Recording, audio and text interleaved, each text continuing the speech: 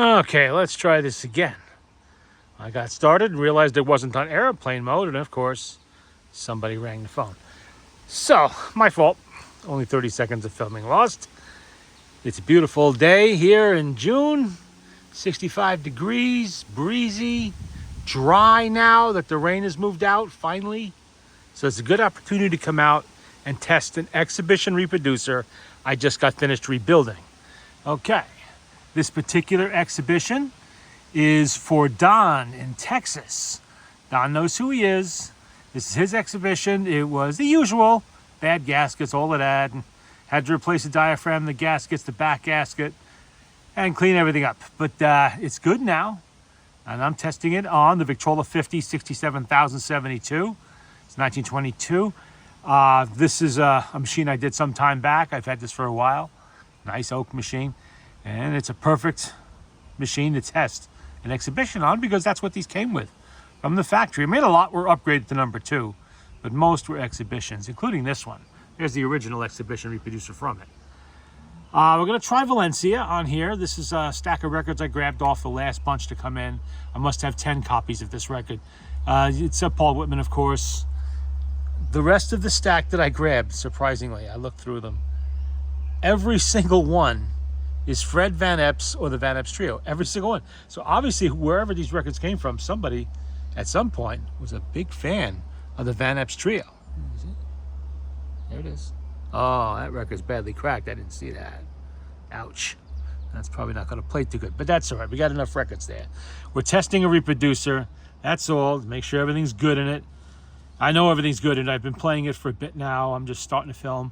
I've probably played 10 records on this already, and it hasn't shaken anything loose yet. So that's good. You want to test them because I have in the past gotten a bad diaphragm one time. And I just was flat. Didn't have any tone to it. It was no good. So I had to take it out and replace it and rebuild it all over again. And that's what happens sometimes. It's a natural material. It's mica. You know, it's basically stone. So occasionally you might get one that is not ideal. Looks great. Doesn't sound great. So we're good to go now, though. And let's start again with Valencia. And the exhibition reproducer.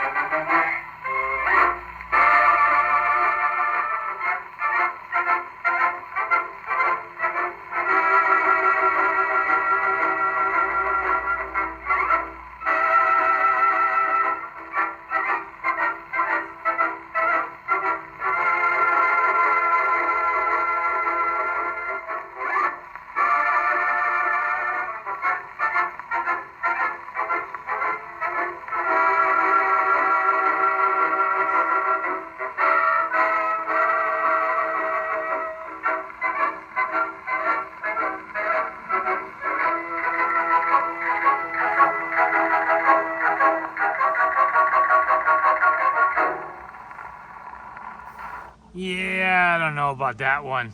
You could hear it. It was starting to slow up a little bit in certain spots. Not too surprising. I mean, Whitman was the most popular dance band leader of his era, and his records got played a lot. So it's not unusual to find them with wear on them. Now, this record would probably play really good on a Victrola 9 or something like that with multiple stronger springs. But the 50 shares a motor, actually, most of it, with the Victrola 4, the little Victrola 4. Dust on there, too. So, it's got the same issues with strength. It just doesn't have the oomph to get through a lot. All right, let's see. What do we got here?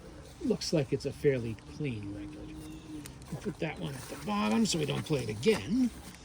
Accident. Let's see. We have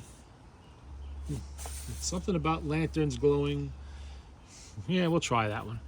Hopefully it won't slow up the machine. Although the reproducer sounds great, the machine is slowing up under stress from the worn record. That's the thing about these records. You don't really know how much wear they have until you actually try to play them. Yeah, they could look great and sound like crap, and they could look like crap and sound great. You just don't know. What matters is down in the grooves, what's going on down in there. Let's wind it up a little bit first. Little motor, one spring, always wind it between records. You don't have to really. If it's a clean record, one of these will give you 2 plays easily. But why, why risk running out of steam on the second play when you don't really have to? Just wind it up.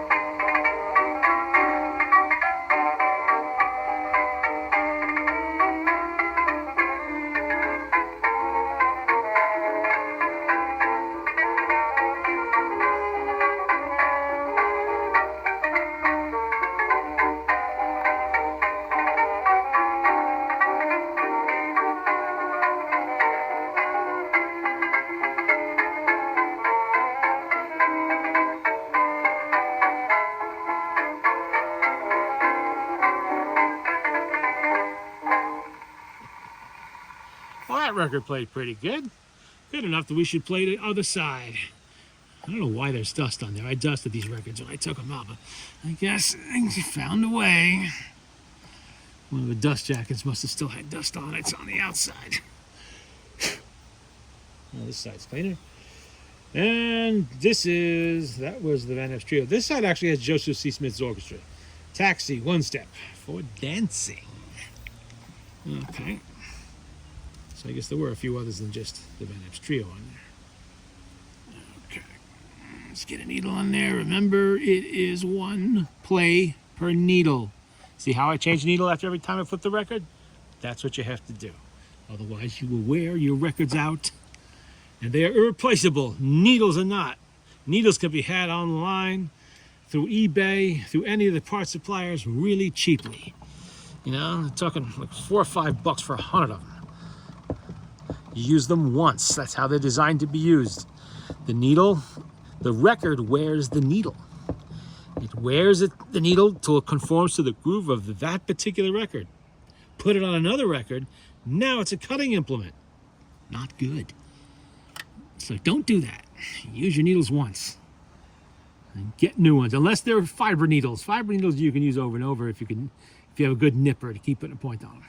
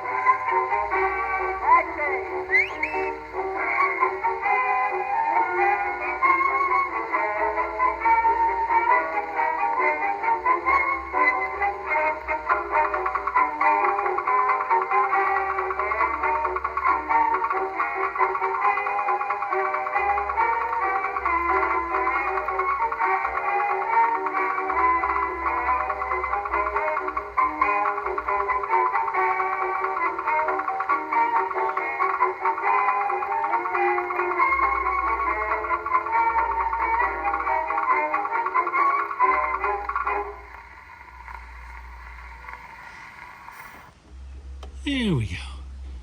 I don't know if you can hear it in the background, but we are fighting some noise pollution today. We have a breeze. We have angry birds over there in the tree that are screaming at each other. And then we have something going on at the county farm involving large percussive instruments and huge loudspeakers. Not really sure what that is, but every now and then it flares up and you can hear it in the background. Surprisingly loudly. There we go. It's doing it as I speak. So, I guess the Van Ness Trio is a good choice for that sort of thing, because it tends usually to be a little bit on the louder side. Which one did we just play? We just played Where the Lanterns Go. I actually have another copy of it here. Oh, same record. Exact same record. Huh. 2 copies of the same one. Okay, it's not a big deal, but I'm going to play the second one. Oh, here we go. Teasing the Cat. Oh, boy, the cat's not going to like that. Teasing the Cat. The Van Epps Trio. Wow, that record's kind of rough. You think that's going to play? I don't know. Look at the big chip on it. Ouch. I hate seeing that. Scratches over there. Yeah, I don't know about that. Well, you know what? We'll give it a shot. What's the worst it could do? You know? If it doesn't play, it doesn't play. I'll just get another one. Okay, let's get a needle on there first, because it always helps when you have one. You know, it improves the sound quality of the record immeasurably. And let's crank it up.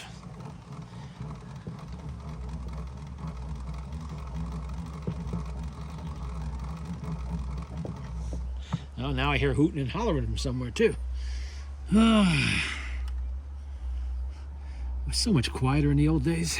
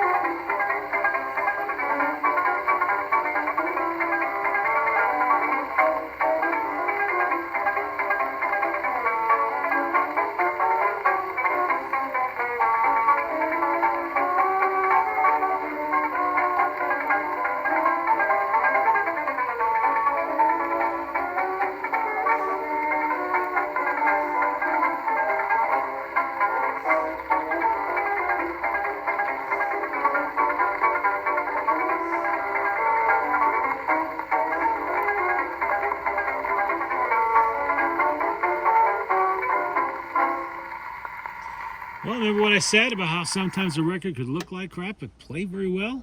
Well, there's your graphic demonstration. That definitely played better than it looks, that's for sure. Maybe side B will too, or whatever the other side is.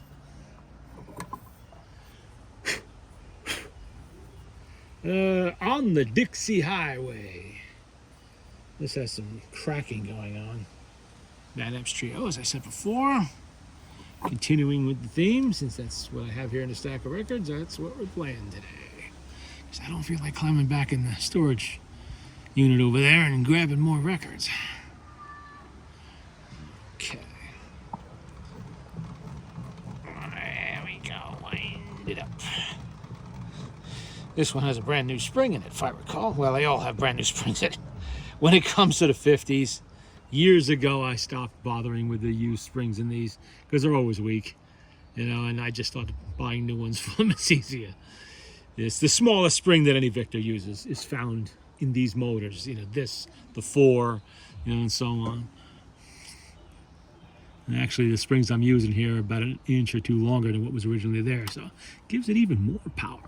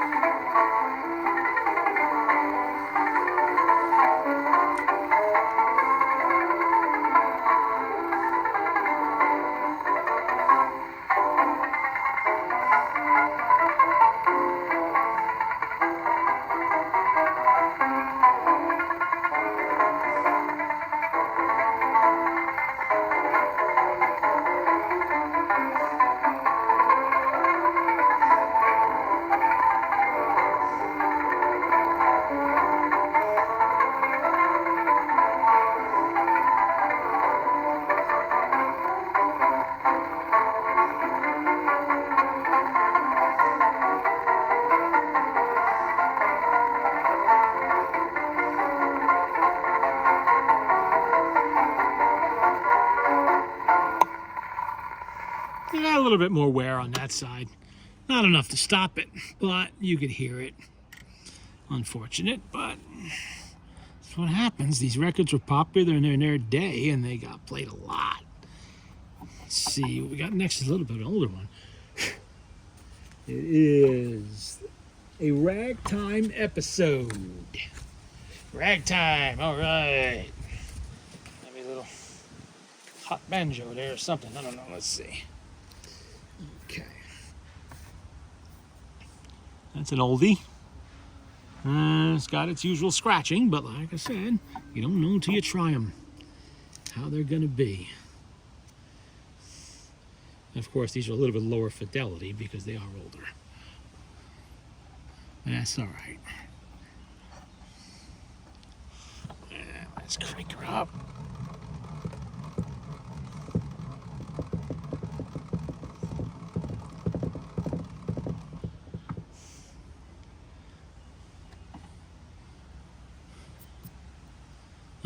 Probably should have started spinning. That would help.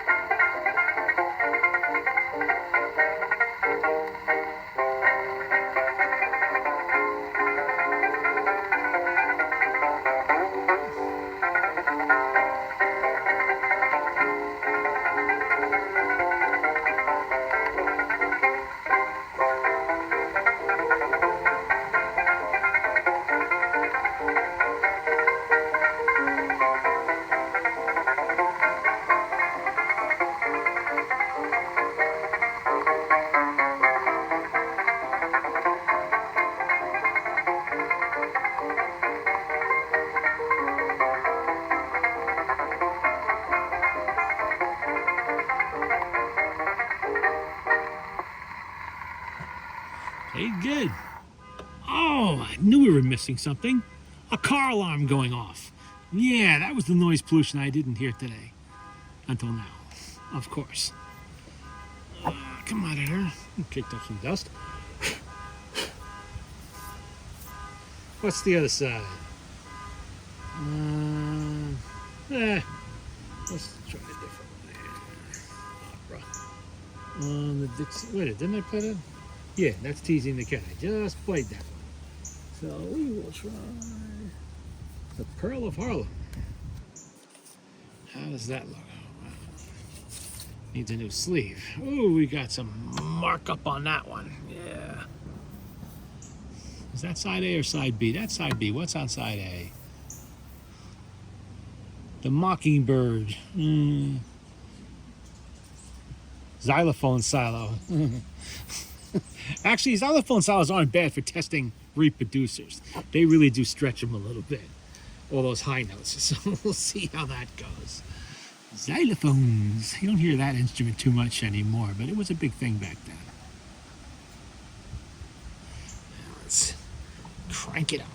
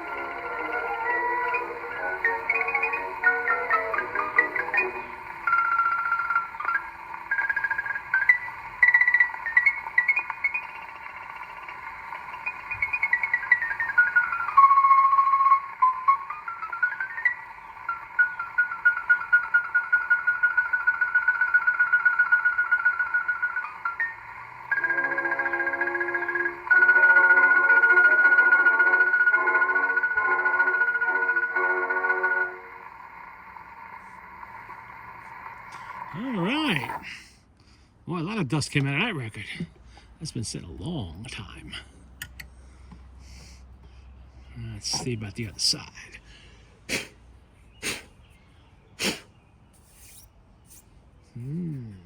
And this was, of course, Van Epp, The Pearl of Harlem.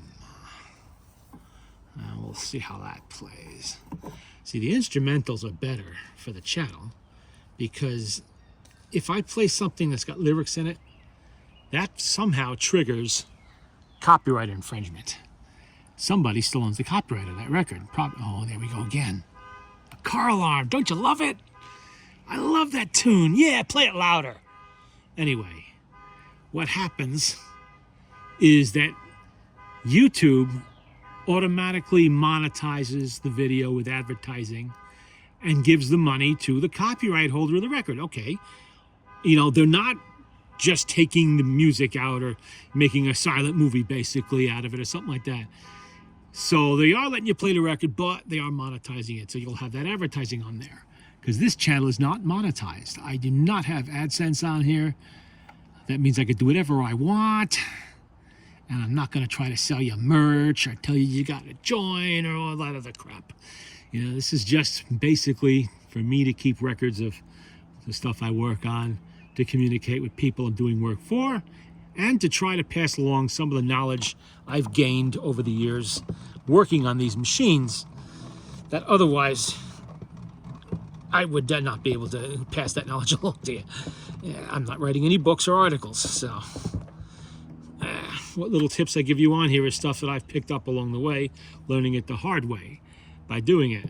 Because back when I started, there was no internet, very little in the way of books at the public library that you could check out on antique phonographs, pretty much, and all the old timers that worked on these were dead.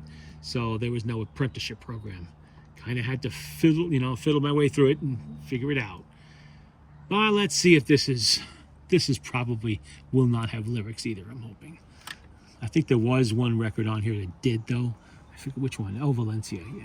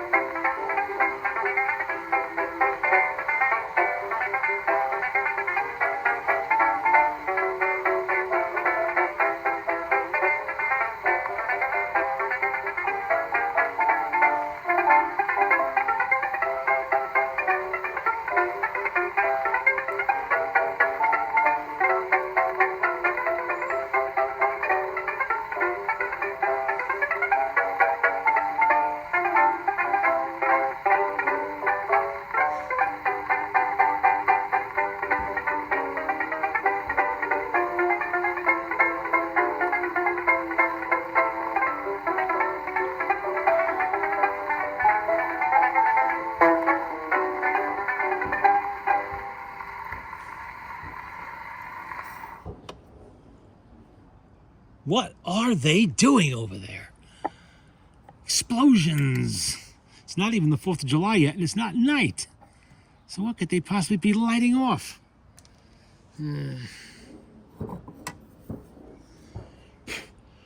Oh, it's a backfiring vehicle.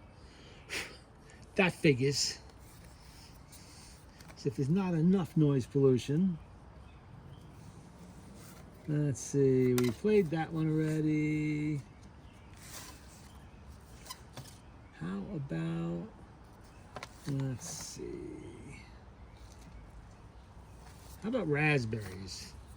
That's got some nicks and scratches and whatnot on it, but let's give that a shot. Kind of curious to see exactly what a song about raspberries sounds like. I mean, I like raspberries. They're good. Pretty soon they'll be coming in wild around here and I can snack on them.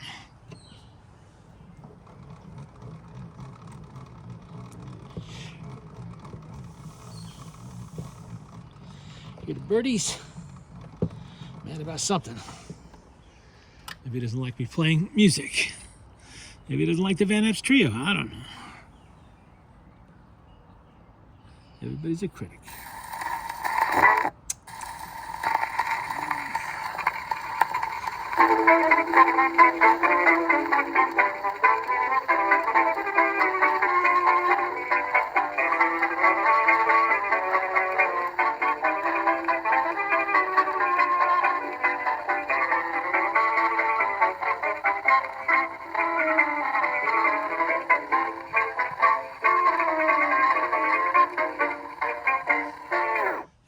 That sounds like crap.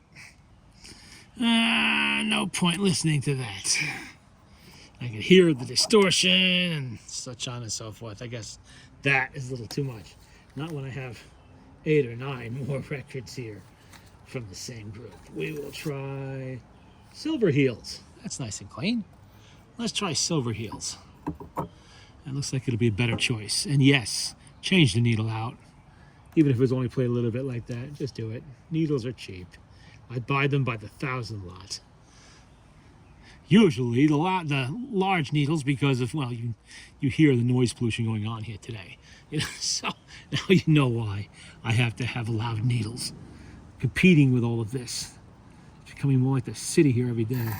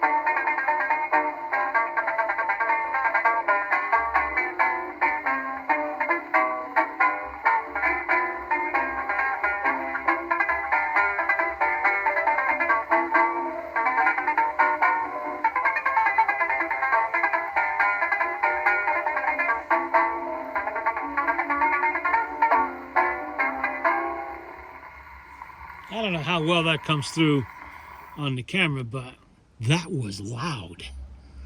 That was definitely not a worn out record, that's for sure. That was pretty loud. Let's try Keep Off the Grass. Freddie Van Epp. Keep off the grass. Get off my lawn. Yeah. Clint Eastwood was good in that movie, wasn't he? With his M1 Garand and his Grand Torino. Get off my lawn. Has a whole new meaning when he's pointing a rifle at you when he says it. Yeah. Kind of an attention getter.